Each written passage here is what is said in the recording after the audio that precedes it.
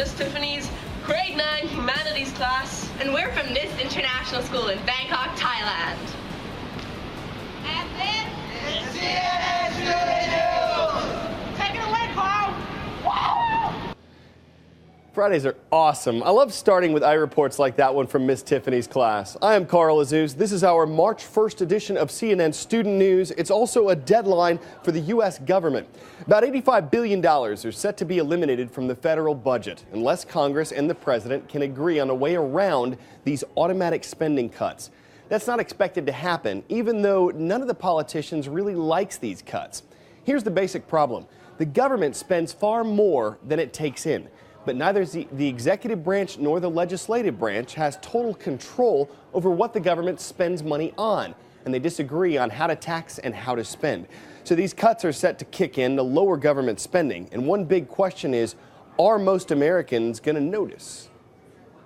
If you were to listen to only the White House, you would have the sense that we're going into a sequestration nation pretty soon, and that everybody would hit in all these different areas, in food safety and education and our tax returns, our national parks, everything. And this seems to be true.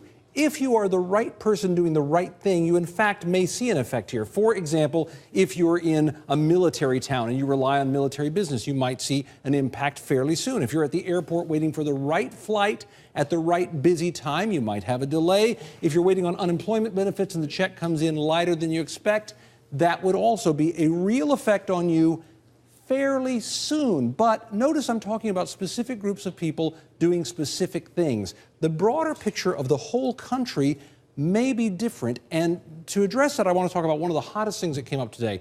Eric Holder speaking up, and he had this point to say in the middle of today where he said, look, we will be less safe if our budget at Justice is cut next year from $27 billion by $1.6 billion to $25.4 billion. If this cut happens, the nation will be less safe. These are his words. And this is why he says that, because he says there will be furloughs at the FBI. We'll have fewer people looking into crimes and trying to prevent crimes.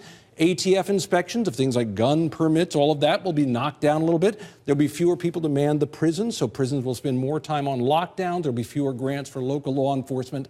All of this will make things less safe in the country, according to him. This is the budget if he gets the sequester. $25.4 billion for next year. That's how much he would get. But look at this. This is a graph of funding for the Justice Department for the last 11 years. And if you'll notice, when you look at this graph, in fact, that line would be right about here.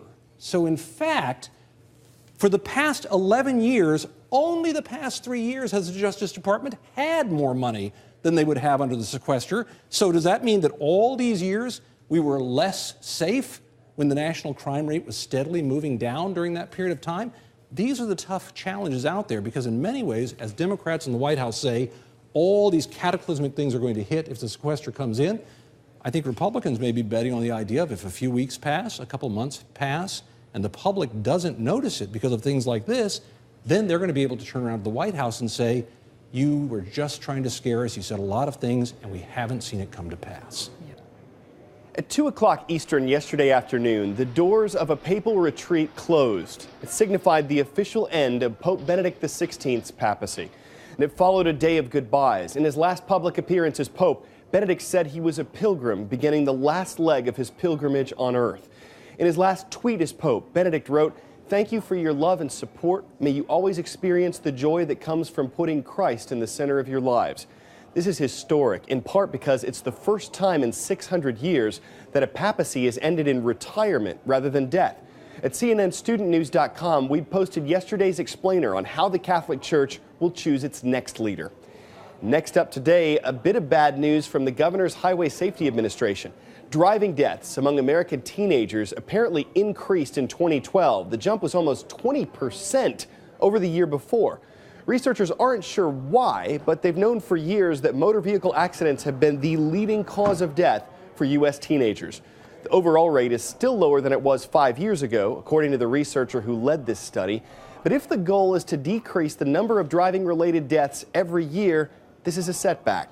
Different states have different laws and limits on driving ages. Would you accept stricter teen driving laws if it meant the possibility of fewer accidents? If you're on Facebook, Tell us what you think at facebook.com/CNN Student News. Today's shout out goes out to Ms. Colizzi's students at Maple Valley High School in Vermontville, Michigan. What event is celebrated every year on March 8th? You know what to do. Is it International Women's Day, St. Patrick's Day, Flag Day, or Teacher Appreciation Day? You've got 3 seconds. Go.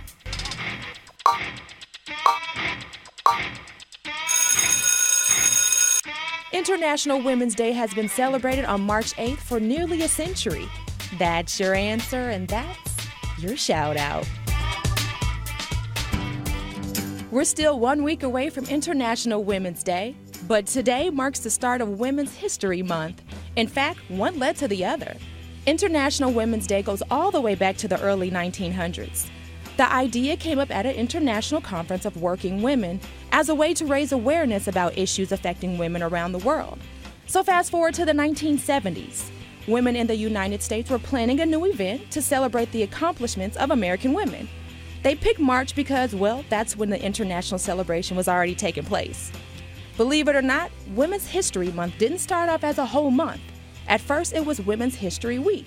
In 1987, Congress expanded the celebration to the entire month of March.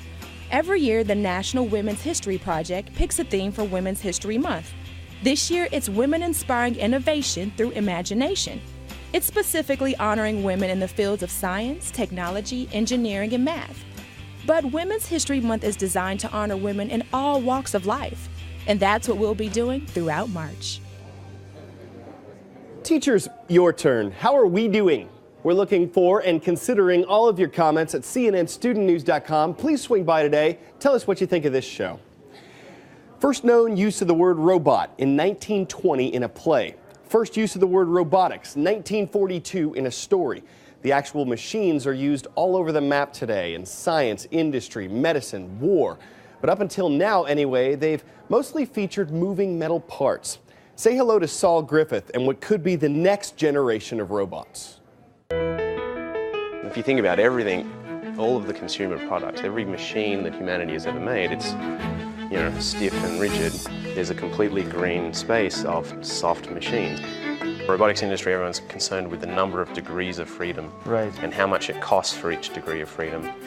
Here is a way that we could really transform the cost of robotics. We'll eliminate all the servo motors, we'll eliminate the pins and the bearings and the joints, and we will sew you a robot out of fabric and use pressurized fluids to make it work, and it will reduce the cost of robots 100-fold, and it will make them 10 or 100 times more powerful.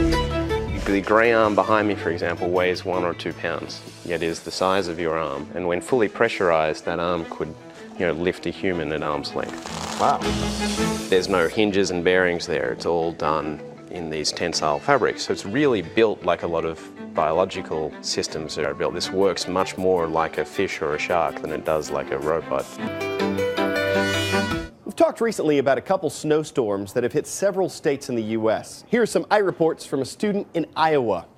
Drifts and shovels, a look at both the beauty and the work associated with winter weather. A teacher from Texas sent us another one you probably haven't heard about. That's herd as in cattle. Some of them got loose, possibly when snow covered over their fences, and they just moved on down the road. And a look at the fun side of snowstorms comes from Kansas, where some high school friends spent 4 hours building a 13-foot Franken snowman. Now, they're all pretty good, but this last iReport today is the icing on the snow cone. Some students at Wayland Baptist University in Texas apparently made the most of their snow day, building, shaping, slicing, and sculpting a miniature Mount Rushmore. The glasses detail on Mr. Roosevelt, no problem when someone volunteered his own. It's enough to make fans of U.S. history melt, and never did George, Thomas, Teddy, and Abe look so cool. Of course, it's neither as permanent nor as detailed as the real one. That sculpture rocks. But as long as the snow stuck around, people thought it was pretty chill. And the fact that George Washington had wooden teeth might have kept them from chattering and all that cold. That's all for CNN Student News. I'm sorry we've run out of time. In the future, I'll just have to rush more. See ya.